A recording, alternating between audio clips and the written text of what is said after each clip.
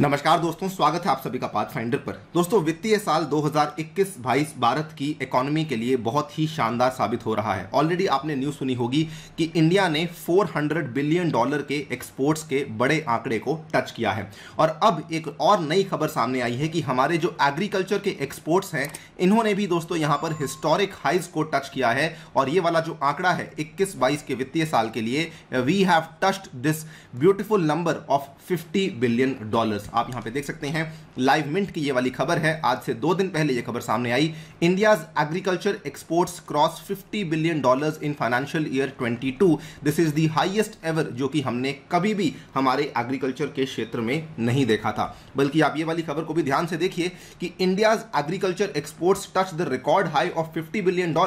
And विशेष रूप से इस आर्टिकल की हेडलाइन में मेंशन किया हुआ है कि हमारे जो वीट के एक्सपोर्ट्स हैं, हमारे जो गेहूं के एक्सपोर्ट्स हैं, उसमें हमें 273% की ग्रोथ देखने को मिली है। यानी कि विशेष रूप से जो पिछला हमारा साल है, ये गेहूं के लिए बहुत ही बेहतरीन साबित हुआ है। जानेंगे पूरी कहानी को, कौन से यहाँ पे एग्रीकल्चर के प्रोडक्ट्स हैं जिसमें हमें नए आंकड़े देखने को मिले हैं। चलिए शुरू करते हैं दोस्तों मेरे साथ। मेरा नाम है अनिरुद्ध। इस लेक्चर की PDF को आप लोग डाउनलोड कर सकते हैं यहाँ पर दिए गए टेलीग्राम चैनल के माध्यम से। इसके अलावा आप लोग जुड़ सकते हैं using this particular handle on the Unacademy app. और यहाँ पर हमारी स्पेशल क्लासेस चलती रहती हैं, उनको आकर भी आप लोग देख सकते हैं। इसके अलावा अनअकैडमी आपके लिए CSC कॉम्बैट लेकर आया है, जो कि होने वाला है 10 अप्रैल को। इसमें हिस्सा लेना बिल्कुल नहीं भूलना, यूजिंग द कोड अनि UPSC। इसमें हिस्सा लेते हैं तो आपको कई सारे इनाम और स्कॉलरशिप जीतने का मौका मिल सकता है।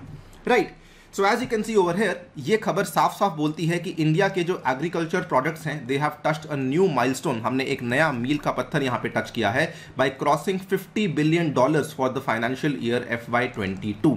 और ये वाला जो आंकड़ा है, ऐसा कहा जा रहा है, this would be the highest level ever achieved for the agriculture exports, because हमने कभी भी $50 बिलियन के आंकड़े को टच नहीं किया था। आप यहाँ पे अगर ध्यान से देखेंगे, 2020-21 में जो हमारा टोटल एक्सपोर्ट हुआ था दोस्तों, वो हुआ था $41.87 बिलियन के आसपास। और 20-21 के बाद जो अगला साल यानी कि 21-22 का था, उसमें हमने टच कर दिया है $50.21 बिलियन के बेहतरीन आंकड़े को। और अगर हम इन दोनों में डिफरेंस निकालेंगे तो आपको मालूम पड़ेगा कि लगभग यहाँ पे 19.92 यानी कि अप्रॉक्सीमेटली 20% का ग्रोथ हमें देखने को मिला है एग्रीकल्चरल एक्सपोर्ट्स में फाइनेंशियल ईयर 2021-2022 में। ये काफ़ी बेहतरीन बात है। इसलिए भी बेहतरीन बन जाती है बिकॉज ऑफ वेरियस चैलेंजेस जो कि पूरी दुनिया में देखने को मिल रहे थे। बहुत सारे व्यापार को लेकर यहाँ पे चुनौतियां सामने आ रही थी, जैसे कि जो फ्रेट के रेट्स थे बढ़ चुके थे, कंटेनर्स की शॉर्टेजेस बढ़ चुकी थी। लेकिन उसके बावजूद भी भारत का जो एग्रीकल्चर का एक्सपोर्ट है, ये बढ़ता ही चला जा रहा था। इसमें हम लोग विशेष रूप से बात करना चाहते हैं गेहूं के बारे में। लेकिन अगर पूरा का पूरा डेटा देखेंगे तो यहाँ पे आपको सबसे पहले बताना चाहूंगा, the highest ever exports have been achieved for the various staples. अगर बात करें चावल की, तो भारत ने यहाँ पर कभी भी इतना ज़्यादा एक्सपोर्ट चावल में नहीं देखा। We have seen the export of $9.65 billion. आप यहाँ पे देखिए, India has also captured 50% of the world's market for rice. यानी कि दुनिया भर में जितने भी मार्केट है, उसमें 50% मार्केट के ऊपर अब भारत का हाथ है। नंबर 2 पे बात करते हैं वीट की, तो यहाँ पर आप देख सकते हैं $2.19 बिलियन का हमने एक्सपोर्ट किया। शुगर की बात करें, $4.6 बिलियन का एक्सपोर्ट किया। एंड बाकी हम लोग अनाजों की बात करें, सीरियल्स की बात करें दोस्तों, हमने $1.08 बिलियन के आंकड़े को टच किया है। ऑब्वियसली यहां पर जो भी चीजें एक्सपोर्ट हो रही हैं, सो जिस भी क्षेत्र के किसान उसको उगाते थे, उन क्षेत्र के किसानों को ऑब्वियसली बहुत अच्छा यहां पे मुनाफा भी मिला होगा। तो वीट की अगर बात करें तो बिकॉज ऑफ यहां पे बहुत बड़ा एक्सपोर्ट देखने को मिला है, तो पंजाब, हरियाणा, यूपी, बिहार, वेस्ट बंगाल, छत्तीसगढ़, मध्य प्रदेश, तेलंगाना, आंध्र प्रदेश और महाराष्ट्र, इन सभी इलाकों में जो हमारे किसान गेहूं उगाते हैं, उनको काफ़ी अच्छा मुनाफा भी देखने को मिला है। और बड़ी बात यह है कि wheat has also recorded an unprecedented growth of more than 273%, जो कि ऑलमोस्ट 4 गुना बड़ा है। 20-21 में अगर आप लोग देखेंगे तो वीट का जो टोटल एक्सपोर्ट था दोस्तों, वो केवल 568 मिलियन था। और ये ऑलमोस्ट 4 टाइम्स होते हुए 2119 मिलियन के आंकड़े को इसने टच किया है 2021-2022 में। इसके बाद आप यहाँ पे ये भी देख सकते हैं कि वीट का जो यहाँ पे एक्सपोर्ट बढ़ा है, इसका फायदा भारत की जानी मानी कंपनी ITC में भी हमें देखने को मिला है। ITC आपको मालूम होगा कि इंडिया में FCI के बाद सबसे ज़्यादा गेहूं खरीदने वाली जो कंपनी है, वो भारत में आईटीसी ही है। और बल्कि आईटीसी यहां पे आप देखिए shipped out about 2 million tons of wheat and wheat products in financial year 2021-2022। और इनका ये अनुमान है कि अगले साल हम लोग और ज्यादा यहां पे व्हीट को बाहर भेजने वाले हैं। ये वाली खबर भी आज से एक हफ्ता पहले 31 मार्च को सामने आई थी।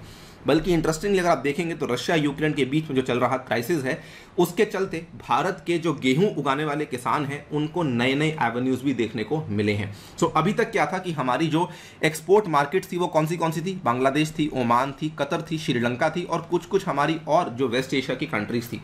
लेकिन बिकॉज यहाँ पे कई सारी कंट्रीज ऐसी थी जो कि पहले रशिया और यूक्रेन से सामान मंगवाती थी, वो अब नहीं मंगवा पा रही हैं due to various challenges. So इन कंट्रीज को जैसे कि Nigeria, Turkey, Egypt, Vietnam, Tanzania, Morocco, इनको भी अब इंडिया के द्वारा ही यहाँ पे गेहूं सप्लाई किया जा रहा है। तो ये भी भारत के लिए एक काफ़ी अच्छा मौका बनकर सामने आया है कि हमारा जो व्हीट का सप्लाई है सडनली बढ़ चुका है। बल्कि आप यहाँ पे देखिए इंडिया का जो अगला यहाँ पे एम है, we want to export 10 million tons of wheat जिसकी वैल्यू अप्रॉक्सीमेटली $4 बिलियन होगी इन द फाइनेंशियल ईयर 23। यानी कि हम लोग $2 बिलियन को लगभग डबल करना चाहते हैं, $4 बिलियन का एक्सपोर्ट करना चाहते हैं अगले साल में। और अगर ऐसा होता है तो डेफिनेटली बहुत ज़्यादा फायदा हमें देखने को मिल सकता है।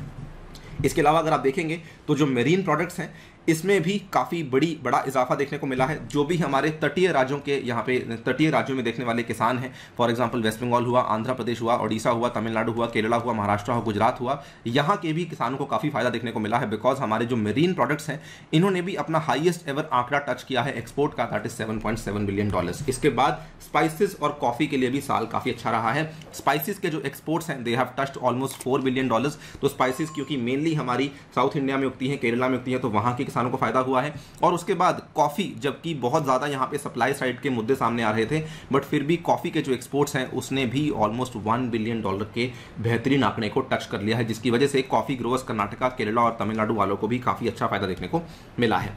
बल्कि अगर आप देखेंगे कई सारे नए एवेन्यूज भी हमें देखने को मिले हैं, बिकॉज कई सारे ऐसे एरियाज थे जहां से एक्सपोर्ट्स नहीं हो रहे थे, लेकिन अब वहां से भी हमें एक्सपोर्ट्स होते हुए देखने को मिले हैं। फॉर एग्जाम्पल बात करते हैं बनारस की, तो यहां से मैंगोज का एक्सपोर्ट देखने को मिला है। बात करते हैं अनंतपुर की, तो यहां से बनाना का। नागपुर की बात करते हैं तो नागपुर के संतरे को, ऑरेंज को अच्छा एक्सपोर्ट मार्केट मिला है। लखनऊ के मैंगो को, थेनी के बनाना को, सोलापुर के अनार को, कृष्णा और चित्तूर इलाकों के मैंगोज को भी यहाँ पे अच्छी मार्केट्स देखने को मिली हैं। सो ये ऑब्वियसली ओवरऑल सभी लोगों को, सभी जो किसान भाई और बहन हैं, उनको यहाँ पर अच्छा इजाफा देखने को मिला है। दोस्तों सवाल ये आता है कि इसमें रीजंस क्या बने? रीजंस बड़े साफ बने। ऑब्वियसली नंबर 1 रीजन तो रशिया यूक्रेन वॉर, जिसकी वजह से हमारे व्हीट में काफ़ी अच्छा एक्सपोर्ट ग्रोथ देखने को मिला।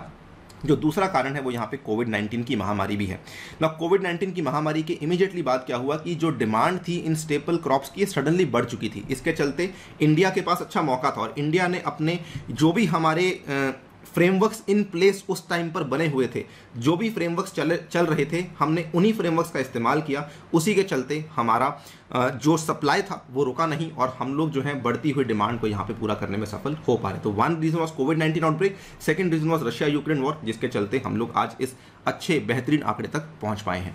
सो ये थी इस छोटी सी वीडियो के माध्यम से आपको बताना कि किस तरीके से हमने एग्रीकल्चर के एरिया में काफ़ी अच्छा जो है एक्सपोर्ट्स का आंकड़ा टच किया है। दोस्तों फिलहाल के लिए वीडियो में इतना ही। जाने से पहले बताना चाहूंगा अनअकैडमी आपके लिए नए ऑफर्स लेकर आया है, जिसमें कि आप लोग अन्य यूपीएससी कोड इस्तेमाल करते हुए डिस्काउंट्स और अन्य बेनिफिट्स भी ले सकते हैं। इसके अलावा अनअकैडमी आपके लिए ये वाले डेडिकेटेड बैचेस लेकर आया है जो कि शुरू होने वाले हैं 13 अप्रैल से। इसमें आप लोग हिस्सा ले सकते हैं एंड ऑल्सो मेरे द्वारा भी आपको ये वाले बैचेस अवेलेबल करवाए जाएंगे। अगर आप लोग आइकॉनिक लेते हैं तो आपको ये वाले अलग से बेनिफिट्स भी अवेलेबल करवाए जाएंगे, जैसे कि study planner and personal mentorship भी अवेलेबल करवाई जाएगी। ऑल्सो अनअकैडमी आपके लिए डेडिकेटेड टेस्ट सीरीज लेकर आया है, इसमें भी हिस्सा ले सकते हैं यूजिंग द कोड अनि यूपीएससी। एंड इसके अलावा पाथफाइंडर की डेडिकेटेड टेस्ट सीरीज भी आपके लिए शुरू करवाई जा चुकी है, जो कि हर सैटरडे के दिन शाम को 5 बजे होने वाली है। इसी के साथ आपसे लेता हूं विदा। Thank you so much for listening, stay tuned and stay safe.